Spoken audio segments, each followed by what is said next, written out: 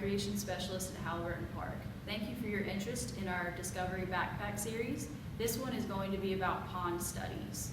So first, I wanted to talk a little bit about why it's super fun to go out and explore pond habitats. Pond habitats are where a lot of organisms start their lives. So for instance, frogs and toads start their lives there. Also, here's a few tips to keep yourself safe and keep the environment safe while you're out studying pond habitats.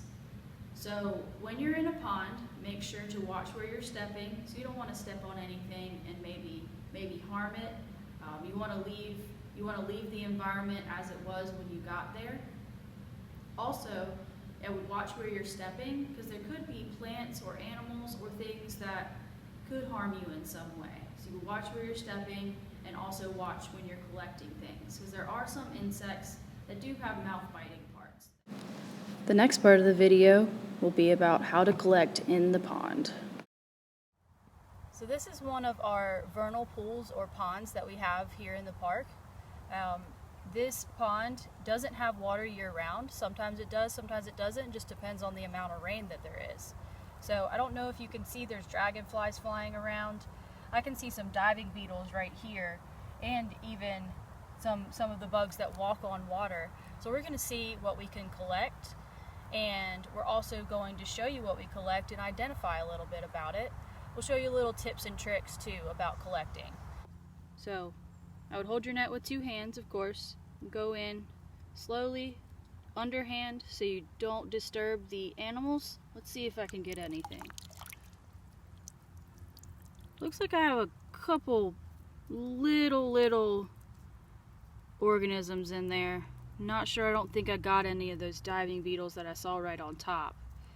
But it just depends on where pond you are. You might even catch frogs, you might even catch fish. It just depends on where you are.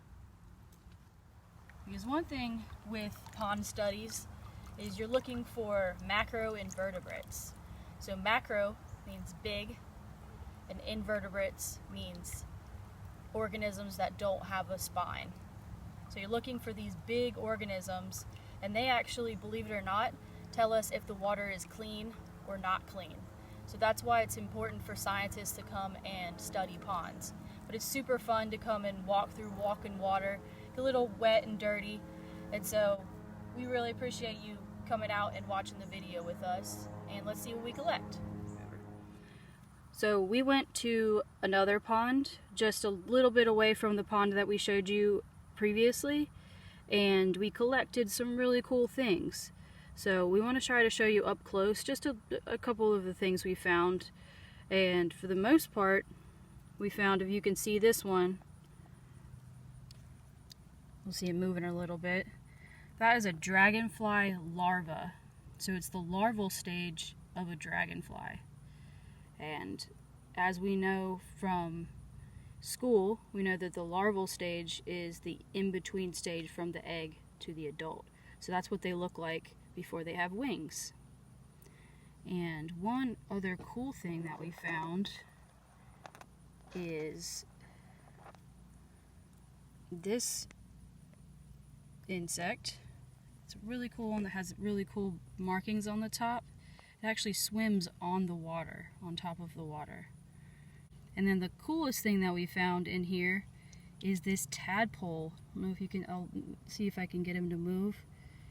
He's very red, and as we know too, tadpoles are the in-between stage before frogs get their legs. So they hatch, they turn into tadpoles, and then they become frogs.